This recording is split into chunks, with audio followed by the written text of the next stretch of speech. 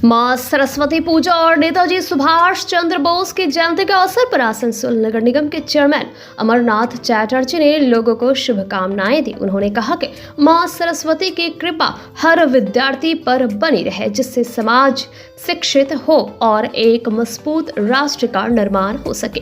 वहीं नेताजी जयंती पर उन्होंने कहा कि नेताजी सुभाष चंद्र बोस हम सभी के लिए प्रेरणा के स्रोत हैं। उन्होंने विशेष रूप से नई पीढ़ी से आह्वान किया कि वे नेताजी के आदर्शों को अपने जीवन में अपनाएं ताकि देश और राष्ट्र के लिए कुछ सार्थक कर सके।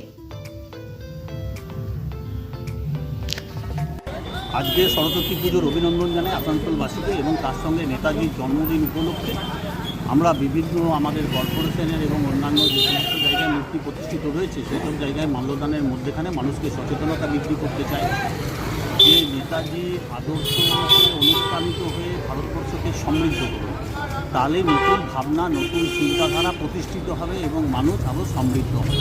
এটাই আমাদের প্রধান লক্ষ্য।